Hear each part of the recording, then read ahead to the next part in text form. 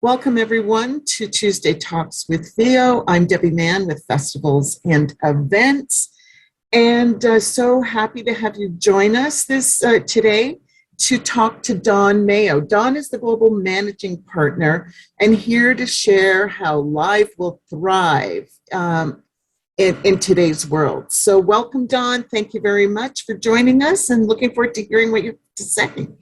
Excellent, thanks. I'm going to talk for about 20-25 minutes. We do this regularly across a number of different forums, a number of different topic areas, from brand to sponsorship to event. So I go pretty quickly. You will have a copy of this deck on our content site. And please feel free to ask questions, challenge things. Some people will like a lot of the information. Other people may challenge some things, which is great. So we're very direct. And we do base our insights and recommendations on talking to millions of people across the globe, hundreds of thousands of Canadians, and hundreds of thousands of people from across Ontario. So this is not Don and Vanessa telling you what we think. It's actually interpreting and asking the right questions through the past 50 years, but realistically focused in on the past 2 years to see what's going on. So IMI, left-hand side or core purpose, insight driving profit. The point is, how do you actually profit? That could be gain, that could be get more volunteers, more donations, more people on site. Your employees feel better about yourself. We want to see gains. We focus Intel by geography, demographic, passions, and category. We constantly measure 18 categories. Our home office is in Toronto at Summerhill and Yonge. And we've been here now for 51 years. I've been doing it for 35. But we work also across the globe in 45 plus countries. Those 18 countries, why we select them, it accounts for 52% of GDP. More importantly, we break it down into Canada, then into regions, then into Ontario, and then we even go down to GTA or suburbs or rural or whatever it might be. Right-hand side is we have a whole bunch of testing case studies to go, what's good, what's bad. And the fact is checkered flags, top 10%, red is bottom 50%. 50% of things people do fail. That's on social, that's on TikTok, that's on Instagram, Facebook, TV, does not matter what. 50% of the communications fail because there's not enough in it for the recipient. That's a key thing. The bottom is we do fact-based guidance. Discover, uncover genuine opportunity, then confirm, and then optimize. So a lot of the festivals, or a lot of them, have been going on a long time. Within those situations, you sometimes need to regroup and discover what's new, what's different, how to actually approach things. The other thing I'll talk a lot about is how do you partner? Who do you partner with, and how do you partner to use like-type goals to actually accelerate through? 4 things we look at. We got a bunch of different products, but who are we going after? If you're an event, who are you going after? How are we going to get them? Where do we actually situate? You can't be everywhere. You'll hear, we always have to be on. I guarantee you hear, we don't have enough marketing dollars. No one has enough marketing dollars. The biggest spenders in the world do not think they have enough marketing dollars. And on the bottom right corner, what are you going to say? And the most important thing to say is communicate who you are and what's in it for them. What's in it for the recipient. And too many people too many companies spend way too much time talking about themselves and forget to identify the compelling benefits to the actual end target market. So here we go, Tuesday talk. Unaided, so we go back, we talk big picture. What are people going to delay that they intend to do in 2022? Because we do have COVID, someone just mentioned monkeypox, which is the new thing, and then we also obviously have a little war going on, and not to minimize that, but the war in the Ukraine, we have COVID, we have inflation rates that are an all-time or 30-year high. We have gas prices that have doubled. This is a perfect storm of a bunch of things to make people paralyzed by the unknown. The one thing to do is paralysis will guarantee our failure. If we don't act, it will guarantee our failure. We have to act as leaders to drive it. I don't care how small you are or how big you are, you actually have to act to get going forward. So what are people going to delay? US, Canada, and the point is travel is the number one thing. So with the war, with what's going on, what are they going to delay that they were not the plan on doing? And travel is the big thing they're going to delay. Purchase some, fitness, home, move or improve, living or life related, which could be events. It's only 6 or 8%, 6% in Canada. I will delay nothing, 36%. So one thing you got to put in your mind is there's a huge group of people that never thought COVID was an issue. And everyone says to young people, it wasn't. Across the board, they wanted to live. And we need to embrace those people safely. The fact is it's come down, we'll go further, but international travel is a big thing. So if you're an event in Ontario that is gathering a huge number of international people, you're going to be hurt by that. But that's not news. The fact is, other than that, there's not anything top of mind that people are going to delay significantly. So the realities of 2022 are continuing to put downward pressure on travel, and the war in the Ukraine is also going to further exacerbate that. What are people concerned about? So from that, what are people concerned about? And we looked at COVID, war in the Ukraine, health, environment, and climate.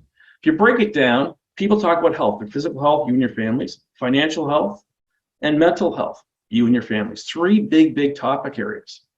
You also can't forget the war in the Ukraine. Environment and climate change is massive, and we do global work again. So you have big fires in Australia, which cause major floods and all that kind of stuff. And then we have becoming infected with COVID-19. Vanessa, who's on the call right now, and I did the first conversation now 26 months ago.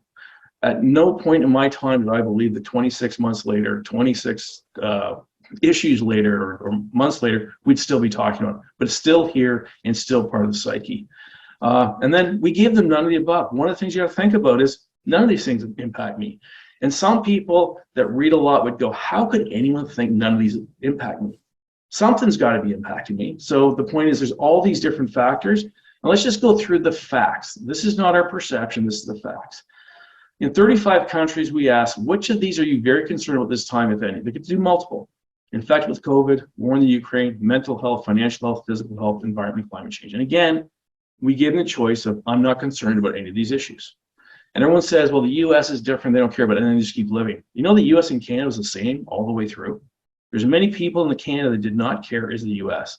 But for some reason, and I'm Canadian, Canadians like to make themselves feel a little bit better by possibly casting a few dispersions on the callousness of the US. Well, Canadians are the same way. And it's not just Alberta. It's across the country. They just want to move on. So we'll ask you this quick question. 43% of people are very concerned about which one of these four options. 43%, the majority, the biggest number.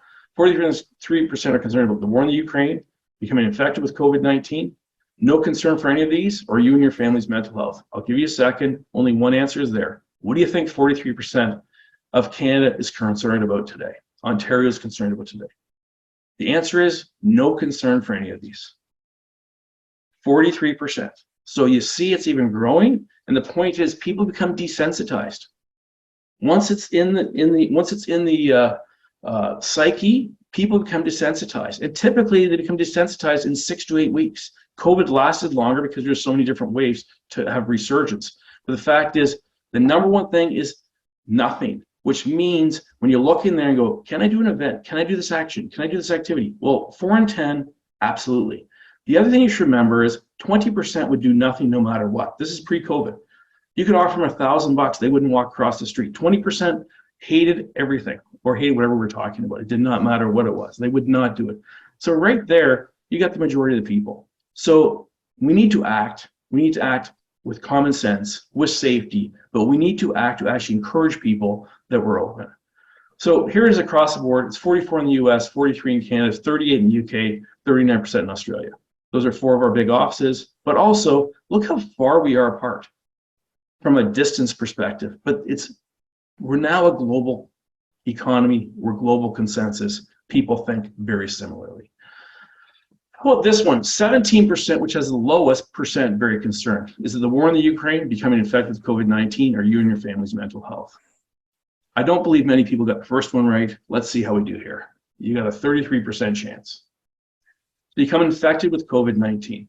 So I would assume a tremendous amount of conversation still in 2022 and reopen as COVID protocols. You have to be safe, but we should be spending more time on how do we make anything we're doing fantastic to the consumer or target market, as well as having a group looking at COVID.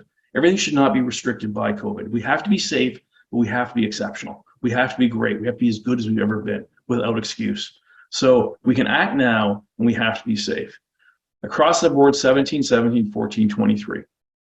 Okay, we'll show what happened over time too. And we just finished this again as of yesterday.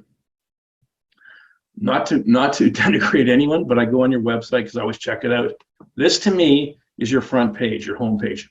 I would personally, Don Mayo would recommend taking this off. People do not want to be reminded constantly about COVID. Yes, it's a fact of life, but it should not be the first thing people see, no matter if you're within the situation or outside the situation. For any event, we should not see that right up front. We should actually show safety, but we'll show you a couple case studies of what happens when you actually make it to front and center. So very concerned about these issues. This is May 1st. So we got global, here's Canada. It's 43% now and above, 70% COVID, 30% war in the Ukraine, physical, financial, mental health in the 20s, environment and climate change 25. Why is it over 100%? Because people mark multiple different things. But the point is, none of the above is the major one. Okay? Yes, there's lots of concerns. We don't know what physical, financial, mental health were in 2019. We know it was in February 2020. But again, this screams to us, move on with business. That 17% for COVID infection in March 2022 was 70%. It was 74% globally. So it's dropped significantly. Yes, it's with us. But remember, people become desensitized. And this is Canada. The same things for Ontario, the same things for the GTA. So if we look at over time, this is March 2022, this is May 2022. This is the percent very concerned. And you can see the desensitization about the war in the Ukraine. Even though there's heinous pictures every single day, the point is people become desensitized. Same thing with Black Lives Matter. No one wants to hear this, but the fact is, as people become desensitized, it becomes less top of mind and less impactful on the decision. So COVID's went from 14 to 17, which is the same number. This week, it's 12%. So it's 1 in 8 people. Those 1 in 8 people were probably concerned about something else before. Not saying that they don't have the reasons to be very concerned, but it probably hasn't changed as much as we might think it has. You see, there's very little change in 8 weeks to any other factors. Physical, financial, climate. Remember, financial, that's when inflation hit. That's when interest rates went up. And that's when the big boom in the oil price went up, concurrent with the war in the Ukraine. And it still hasn't gone up. So in Canada, 43% are not concerned about anything, and 20% have moderate concern, but will do. So 2 in 3 people is the total opportunity. So you're looking at 63%. That's your opportunity, whatever market you're in. Before COVID, that number was 80%. So yeah, 17% are not as open. They're not going to go out. We can't worry about them to be successful. We have to worry about the 63%, the 8.5 million people in Ontario that are willing to go do things. How do we now invite them in to do things? So that's where we go from here. So that's a huge opportunity for all of us. So attending and consuming live events, we look at trends over time. And the point is there's a lot of things here. So what will happen globally when we increase your intention, decrease your intention, or not change? So it's not just all increase. What you're seeing here is net increase. So those people that want to increase, every single case, it's up globally. So again, this is a global thing, and I'll get into Canada. But when you look at it, whether you're a sporting event, live concert, live festival, charity event, community event, outdoor event, indoor event, tremendous growth potential. Let's go to Canada. There's the US. Here's Canada. Indoor event, less so. We are a little bit more conservative, but still positive. So don't think that, oh, live sporting events is the worst. It shows a net increase. People want to go. Look at Maple Leaf Square. Look at what's going on with Calgary, Edmonton. There's 5,000 people shoulder to shoulder, and they're not all young. So the point there is, how do we actually take advantage? So there's a big group of people. When you get 5,000 people in the rain to watch an away game in a square, there's no reason we can't attract people across Ontario. It's not going to be everyone, but not everyone's coming anyway. The fact is, the younger you are, the higher your predisposition to do things. And it wanes after about 50. But it doesn't mean it's non-existent after 50, but it is typically under 49. So our biggest thing is you have to invite people in. Don't put masks up, don't put pandemic up, don't put this up, but come in, we're open. Invite them in, invite them to your location, invite them to your place. And one of the biggest mistakes events do, and this is consistent across all the countries we work in, the biggest events in the world, whether it's the Olympics or FIFA or every sporting event out there or big concerts, is they don't invite people early enough. People make plans well in advance. So realistically, unless you're a small cultural event on a street in an area, advertising in the last 7 to 10 days does very little. It's a mistake for people. I'm not saying not to do it, but don't do it mass. Do it very targeted. You got to get in early. You got to be there often, and you got to identify why people should come. So let's look at travel, which for some events, travel does make a big part, but people want or increase their predisposition to travel by plane, take a cruise, stay in a hotel, vacation inside your country, and vacation outside your country. And again, you look at outdoor events in the country, in the province, is a big factor. And we all know that one of the facts is, this is global, but one of the facts is that 60% of all travel is interprovincial. So we're talking about international travel. The fact is, if you're going to travel in your country, you're going to stay in your province. A lot of people will. And the fact is, during pandemics and wars and stuff like that, they'll stay even further. But everything is up on this side. So that's why will live thrive in 2022, 23? Well, it's there for the taking. Some people are going to do exceptionally well. Some people that are paralyzed, don't have the resources, are going to hurt a bit. So it's going to take a while to build back up. And unfortunately, no one wants to hear that, but that's the stark reality. And that's where we go to, who can you partner with? Who else has a like type event or like type population in your community? Maybe not at the same time of year. How do you trade off each other? How do we start working together rather than working apart from each other? Think of ourselves, if you're on the exact same date, you're a competitor. If you're not, how do you work together? It's a big, big part of everything we preach, is how do we work together to be stronger? How do we share lists? How do we share databases? I'm not going to share my list. Well, that's at your own peril. If we open up and we can't communicate, let's talk to like-type people that actually go out of their house, to events, to the opera, to the art show, to whatever might happen, to concerts, to parks, whatever might happen. How do we actually get people to work together?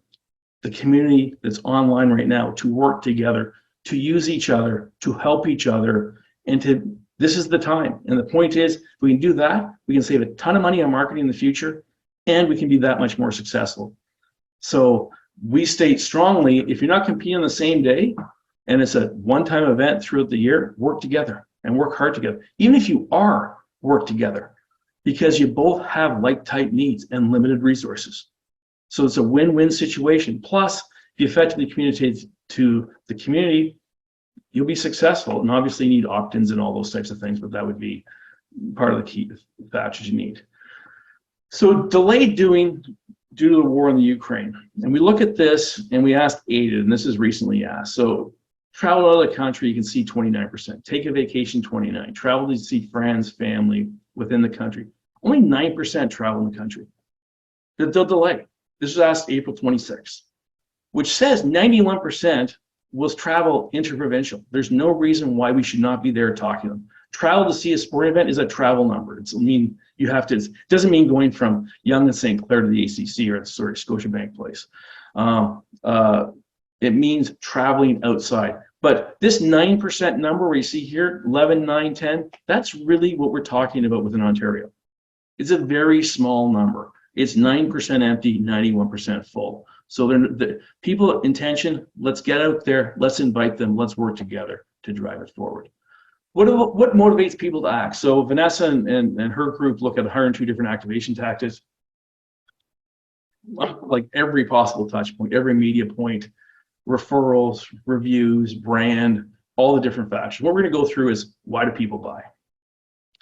Top 10 reasons, and the green are the things that would appeal or would impact festivals in Ontario. Research a product online, 68%. It's a huge number. Special time price, 67%. Brand makes me feel good, 60%. Consumer rating, 60%. Let's just stop there. Online, are you findable? Is your website fantastic? Are you spending money with a great website that you can quickly identify the compelling benefits on the front page and be able to acquire tickets or information on what to do and what's on? That's crucial, 68%. Okay, special time could be a one-time offer. We'll get to on the right-hand side in a second on how we would recommend using price. Because the brand makes me feel good, because the event makes me feel good. So what are the visual cues and messages you use to make people feel good or give the connotation they will feel good at this event? It's up to you to actually show them and demonstrate. Every word, every message works. Vanessa Group studies this every time in the discovery phase to go, what's the optimal visual cue? What's the optimal message? If we can help you, we'd love to. And the point there is every message, every picture matters a lot. They do not want to see 1,000-person mosh pit, typically. What they want to do is see multiple people having fun that look like friends or family. Consumer ratings. How are your consumer ratings? How are your feeds? What are people saying about your events? And how do you actually monitor it and respond to it to increase that? So they will look to go, is it worth going to? So let's look at the right-hand side. This is number 11 to 20 out of 102. So recommendation from a friend, 58%. At the bottom, recommendation from my family, 55%. The point is, if I was to do a price program, it would be to bring a friend or to bring friends or to bring a group of friends, not for yourself, not for that one ticket, but how do we encourage more people to come? If most people come with 2 people, how do you get them to come with 3? Saw positive consumer reviews online. If you have positive reviews, should it be on your website? Where should it be on your website? Can you have testimonials on your website? Do you actually identify? Here's what people say. John S. from Milton said XYZ about this. And then don't ever underestimate, especially now, the local aspect. You're supporting local. So how do you bring the local in? Yes, Taste of Italy is local, but how do you actually support that? Will you get involved with a charity? Is there something about supporting local at that same time? So you have a recipe of lots of different things that can be done. Some are somewhat expensive, but not really. What you don't see up here is go on Facebook, go on Instagram, go on Pinterest. So we'll keep going though. It's not saying they're bad things. It's just saying how do we do it. So you have many tools and messages that can drive traction. Online, on your web, findable and compelling is crucial. Compelling means they care about it. Support local, the need and the potential cause. Is there something there? Makes me feel good. Content that shows friends enjoying. 5+, not thousands in a mosh pit, because that'll turn off more people. Ratings, do people rate your event well? If not, how can you update that? And recommendations from friends and family. That does not mean you need $1 million budget to go do something. That's what we should be doing every day anyway, with or without COVID, with or without a war, with or without interest rates and inflation. A recipe to actually drive it forward. Here's the bottom 10, number 93 to 102. And I just identify, and I've been in too many boards with social media companies to go, be on social media. You got to be always on. You don't always have to be on. Your website always has to be on. You always have to be findable. But if you look at it, because I saw something on Pinterest, 29%. Remember, the other ones are in the 60s, or TikTok, or Snapchat, or social media. I cannot tell you how many times I've heard we have to have a TikTok campaign. I'm like, what's on the campaign? Who's going to be there? And is it going to influence them? And do you have permission to actually intercept people with a brand or an event message during TikTok? Is that the best way to go? We would say no. Make sure you're exceptionally findable online so people can find you, and you need to promote yourself to your existing and past database. We're not suggesting that these are the methods we want, because it ranked 102 and 101 out of 102 tactics. We have the middle between number 21 and 92, and the fact is it's at the bottom of the bottom. Doesn't mean it doesn't work for some things, it just might not work there. It's all about the content. What's in it for me and my friends and family? If you look at a piece of communication that's been outbound, if they do not pick up what's in it for me or my friends and family within 8 seconds, you lose. They will not read any further. It could be the most crafted, beautiful piece of communication ever. And the point is, it will not work. That's the attention span. So what's in it for me and my friends and family? It's not the medium. So make sure you have compelling content, then decide where to place it, and then decide which medium. And the point is, if you have a database of lapsed customers for the last 15 years with opt-ins, that's the most valuable list you can have to communicate. The second most is, do you have partner groups or potential partners you can go and get their list and move that forward? So both things make a lot of sense. And again, we evaluate every single tactic here. We work with 150 different companies, probably about 500 different brands we work on all the time. And it does not matter how big the company is, what they're selling, what's in it for me is the key thing that every piece of communication looks at. So what's appropriate in the return to live? And we looked at 30 different ways to activate. 6 in 10 people across the US and Canada do not believe any of the previous use activation touch points are inappropriate this time. So 6 in 10. 2 in 10 would say they're inappropriate no matter what. But you still need to use common sense. We're not to say to going out there with nothing. We're saying use common sense. It's essential to educate venues, properties, and brands and agencies on these facts. So here's what they think is inappropriate. Maple Leaf Square on the right side. These people think nothing's inappropriate. Look at the mass and look at what's going on in Calgary and Edmonton right now. It's fantastic. Look at music events, fantastic.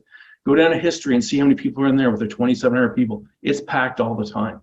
Or the Elma Combo or Massey Hall. So intercepting people on the street, 20% think it's inappropriate, which 80% don't. Live music area, it's under 10%, offering free stuff, having tablets, running contests, inviting you to attend to share your product. Now, you got to realize that before COVID, there would be at least 15% saying it's still inappropriate because they don't want to be bugged by it.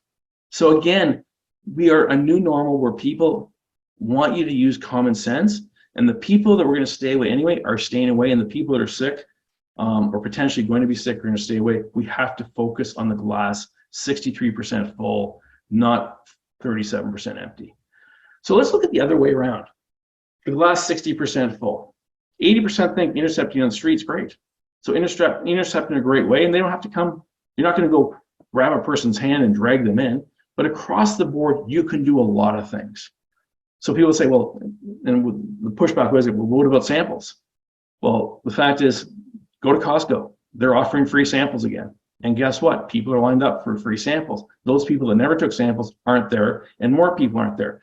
So offering open food samples, 77 and 79% think it's appropriate, versus offering samples that are self-contained, 94 and 93%. You'll never get lower than 95%, which means 5% object. So the point is, there is a big difference between open samples and closed samples. So let's use common sense and direct anyone that's going to partner with us to use common sense. But if you offer a food truck on site and people want to go there, and you see buffets increase, you see cruise ships increasing demand, the point is, it would suggest that we are open for business, but you want to be safe. So make sure your constituents are doing it for the right reasons, not because they believe or they're actually constrained by their personal health concerns and the health concerns of others and other factors. So messaging visual cues must be compelling and impactful to accelerate impact. Think about that. Messaging, every word. If you truncate a word, it has an impact versus a straight line. If you use 8 words versus 3 words, it has a massive impact.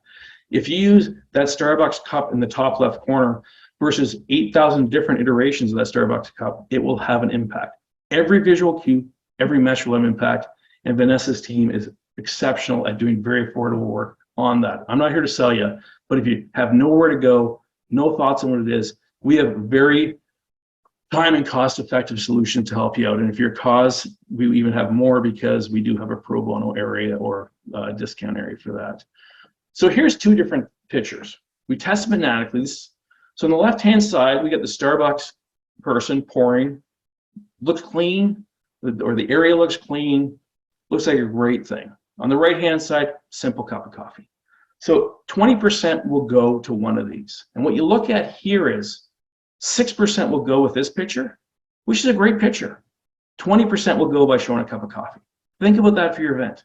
If you show all the constrictions and you show the fact of 1,000 people or your staff in masks, it will inhibit the success of those people going. So visual cues matter huge. This is not a preference test. This is 300 people saw the one on the left, 300 people saw the one on the right. That is the difference in the impact of a visual cue. So people go, and I guarantee there's arguments in the background going, oh, they say we have to show people with masks. You don't. You want to be safe, but they don't even want to see the server. They want to see the product, and that's on the left-hand side, the product's the hero. So remember, when you take a picture, make your event the hero. You probably have an arsenal of thousands of pictures. Make sure the picture is crisp, clean, and don't put 10 in, put 1 in with the right messages, what the benefits are, so it actually communicates that. We'll do 1 more. Starbucks coffee. One as a person intercepting, friendly person intercepting a person versus just people hanging out. 11% will go on the one on the left, 23% the one on the right. Come in, we're open. And we've got hundreds of other examples demonstrating the fact of we want everyone to be safe. You want everyone to be safe. But the point is, when you communicate, be safe on site, not safe in media. or too safe in media. And right now, the restrictions are off most places. There's no one wearing a mask in Maple Leaf Square, and trust me, the people that are going to go out without a mask are going to do different things than people that are in masks every day. Whether their parents could get sick, they could get sick, and I'm not undermining or minimizing their concerns. They're real. The fact is, we're trying to be successful with events. We're trying to provide you a reason how to get there. So last few pages, Live will thrive in 2022-23, but we must embrace today's situation. People are ready, are we? Is there rhetoric in the hall room, in the hallways, in the boardrooms about what has to happen? Give them a benefit, tell people why to come, invite them, work with partners and bring them in. Have we invited people back that have been here before? 1, 2, 3, 4, 5, 6 years. How many times have we invited them back? Have we invited them back with telling them all about the safety procedures, which will kill their intention to come back, by the way? Or have we invited them back to identify what a fantastic time they're going to have? Are past attendees aware and knowledgeable? Do they know what's going on? And again, I've seen too many mistakes where people are talking about the protocols versus the great time. Replicating the action plan of 2019 will not be sufficient because people, in a way, they have 26 months to hibernate. They're hibernating better than they ever have before. How do we pull them out? There are more people going out every day. How do we actually accelerate that? As a common goal across everyone online here, everyone in your community, we all have a common goal to get people out in a safe way to return to life. Otherwise, all different areas are gonna hurt. So key success factors, number one, embrace local. Whether you have to hook up with a cause, you're the best local event in the city that day or the town, embrace local. And local for Canadians mean in Canada. In fact, it's interesting to say you're Ontario-based is not as strong as saying you're Canadian-based in Ontario. People don't believe that, but local's key and always supportive. Invite them back early, 90 days plus. If you're 2 weeks before, you should have communicated with them 3 times already. Activate resources and databases of past attendees. So crucial, most cost-effective, low-hanging fruit. Build emotion from the past. Show shots, show pictures, show people having a great time. Are you findable online and the web? You must invest to capture. The point is, you have to have a flawless website. If they hit your website on the smartphone, not on the computer, are you findable? Is the message there? Is the visual cue there to invite them in?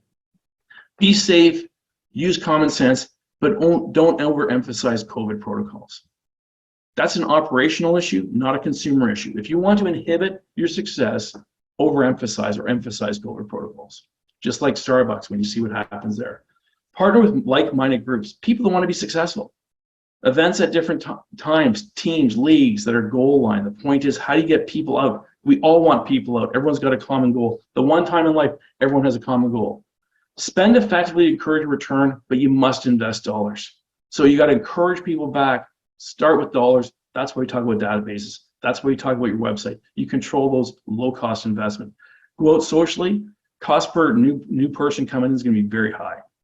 And incentivize where appropriate, but only to those who need it. And again, can we use that refer a friend? Can we get something in there that drives it? And it's easy to consult. Easy to sit on screen and give you 9 things. The operations is the tough part. So we're not underestimating the impact of operationalizing what we're saying here. But hopefully that helps with a laundry list of what's going on. At the end of the day, come in, we're open. Come to us, we're open. That's the key message you need to send. Thank you very much for your time. Thanks, Don. Really appreciate that. So do we have any questions for Don? We'd love to, Dave. I'll jump in, Deb. Don, you used research here to tell us a story and to back up your facts. And I think a lot of us in the events world, you know, we do surveys and we do research because we have to fulfill grants, as opposed to doing them to really reap the benefits of the information that's out there. How do you change that mindset in our space? Well, you could do it both concurrently. The fact is, when we work with people, you talk to people. First of all, inside driving profit, never ask a question that you're not going to act on. If you can't take an action on it, don't act on it. The second thing is, you can use it from multiple different facets. You can use to educate. You can use to actually inform how you did this year. You can identify what went great, what went poorly, unaided, and you can actually help your partners out with what actually worked. But you always want to leave them with what else could happen, because you want to have that, you want to be constructive in what's going on. So how do you change it? Realistically, SurveyMonkey, if you're using SurveyMonkey, no disrespect, but writing a question, it takes years to ask how few questions to get the right input to make sure we have. People hate asking open-ended questions. Why? Which means you ask their opinion. They're long. You have to code them. They're a pain in the ass. But there's so much richness in them. They provide verbatims. You can change them. So again, we'd be happy to help. We'd be happy to run a quick session with you guys. Just go, here's what you want to do. But if you're just having an intern write you a questionnaire and think you're going to get something out of it, you won't. It's going to cause you more harm than good. Every question, just like a legal case, you have to know, do I want that answer? Because you have to be transparent with your partners. And if you do want that answer, what actions are you willing to take? So don't ask a question you're not willing to take. And you need benchmarks. So your organization could have benchmarks to what's good, bad, and different. So there's a whole bunch of different ways to do it, but realistically, don't ask people's opinion unless you can use the data, and just do it because you have to do it is really a waste of time. Now, you also talked about sharing databases and information with other partners and stuff, and I think that's great. What about privacy laws and databases that you've built that you don't have permissions to give that database away? Or how do you ensure that's... Well, that's a legal thing. First of all, they need opt-ins. Depends what the opt-ins are. You should get a legal opinion on what the opt-ins are. You could go out to a group to see if they could... The host group could actually go out and say, would you mind hearing about other festivals and events in Ontario? And you might get a 50% compliance. People are very scared of sharing their databases. Very, very scared. And the point is, when we work with lists, we actually let the company who has the list actually in charge of all communication. We want nothing confidential. We want nothing private. So the point is, in the best of the best, you'd want a third-party group to actually administrate all those. But opt-in's crucial. You cannot communicate with anyone that is not opted in.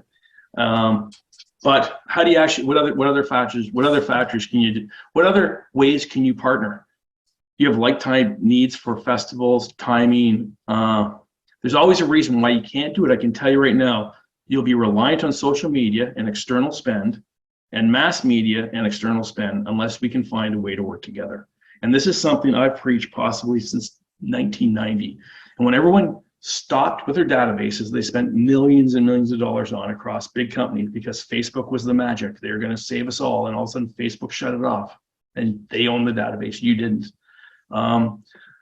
It's time to take some control back, and there's no more important time than right now to do so. So I'm not sure how you can partner together. I'd put 10 people in a room and actually identify how could we possibly partner, right? The point is, a lot of smart people here. We all are goal aligned to actually drive activation. We all are cognizant of the fact that it's people's database is their own thing, and it's a major asset for them. They don't want people to screw with it, irritate people, get it lost, all those factors. So they want to house it themselves. But again, it's working, collaborating together. And that's where the big opportunity is, I think.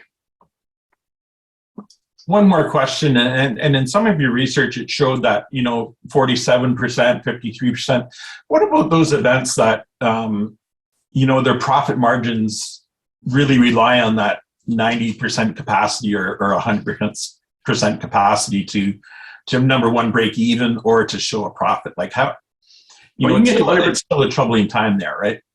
Well, I don't think it is a troubling time, given the fact let's talk GTA area, you got 6 million people, 70% want it, is 4.2 million people. Let's take the under 13 out of it, take the 70 plus out. You're looking at 3 million people. Do you want 100,000 people? How do you actually do it? How well are you doing in the community? And the point there is, it's not 47. You can get to 100%. You might not get there this year. That's the reality, because people are hibernating. They had 26 months to stay at home. But if you actually have compelling messages and a real great website and consumer reviews and refer a friend and actually activate early, 90 days is the minimum time period. You should activate longer than that if you can. Then you have a potential for great success. If you go and talk about yourselves, meaning the festival, not about what's in it for the consumer, you talk about your protocols and safety protocols. I hate to say it, and you have no money, you're destined for failure, unless you work together. So we cannot, if you're in trouble before 2019, I hate to say this, you're in a whack of trouble right now. If you're real healthy in 2019 and you do a good job, you'll be great in 2022. And that's why I said 2022, 2023. This is the warm up for 2023. So this is not going to be the year people are celebrating in the streets. And again, you look at the passion for the Leafs, who haven't won a series since whatever, 2004, I'm not sure what the number is. They had 5,000 people there, they were packed. They could have had 15,000 people that come out in the climate to go and not be able to find a washroom or a place to buy a beer or a soft drink. Like if you see welcome to Ontario. But that's the passion. And the fact is, I'm not saying that's unfair because everyone loves hockey, but there's a group of people that love what you do just as much as people love hockey. The people that love opera just as much as people that love hockey love hockey. There's just fewer of them, right? So again, we're not going to be the least, but what are we? And how do we actually provide it? And that's why we did that recipe of local, optimize the web, invite people in. This is great information. So does anybody have any other questions? Anything? Dave, you done? Well, I can keep going all day if we want. Keep going. Some other people. Okay, Don, if you were asking, like in the festival and event space, if you had like a top 3 question, what would they be that are must includes on research? And What was the best thing about your day here? Open-ended. Let them tell you. They'll tell you the brand, the activity, what happened, were they with friends, were they with family, why it made it special. That'd be my number 1 question. Number 2? I would. It's a longer. It's a longer list. You want to profile the people quickly to go. How many years the last 5 you've been here? How many the next 5 you'll be here? How many people you're with? What your FSA is? See, geolocate where they come from, and when you made the decision to come. That's the one that will surprise you. Way longer than you think they did. And it could be I always come. So what you need to look at is people. One big thing you need on the last 5 years is you want 40% new every year. Because you're going to churn out the people won't be able to come because of time or vacation or graduation or 100 other things. So one of the things we look at over the last 5 years, how many have been here? Simple question. Because if you don't have new, it means your marketing did not work. Doesn't mean fire the marketing person because they're usually executing, not developing. If you look at that, you're not getting new. It means your communication strategy, your online strategy, your web strategy did not work, and you didn't tell the person enough about why they should be here. I think back to my days at Oktoberfest, and we had the person that ran the festival in Munich, and he was speaking at a luncheon, and somebody said, like, how much do you guys change every year? And his answer was, well, we don't change. We found a recipe for success that works, and we work at keeping it working. And I think sometimes that's a valuable lesson because sometimes you're constantly looking for change's sake. And just sort of undervaluing what is really done well and needs to continue to grow that way. You see that? People are always like, the point is when we do a lot of this with logo, brand, messaging, if it does not beat status quo, which is actually a denigrating term for something that worked, then it does not go forward. So unless you have something better, and not just marginally better, significantly better, don't do it. We also strongly recommend 10% of everyone's budget should be R&D budget. Try new and different. 90% lock and tackle, stay the same. 10% modify. New people into a role always want to change. They don't want to replicate anything their predecessor did, whether it worked or not. And the point there is there's magic in the past you have to respect. And there's also a lot of crap in the past, and you need to actually get rid of it. And there's some simple formulas is what's in it for me? What do I have to do by when? Like, those are the three things people make decisions. I'm good. There's no sense. Kyle, go ahead, Don. Sorry. I'm just saying that don't need to ask questions, but we can give back time, no problem. That's great. Yeah, I just wanted to say that somewhat Kyle said here, there's so much information to digest. I know I'll be updating my website immediately after this session, and I think we're launching a new website. So, our thing, we'll be launching it in next week. So we're pretty excited about that. Any last words, Don? Go back to come in, we're open, and everything you communicate, what's in it for me. So the last thing I'd say is, as challenging as it may sound, attempt to work together with other like-type bodies with a similar goal. Think about the auto mall.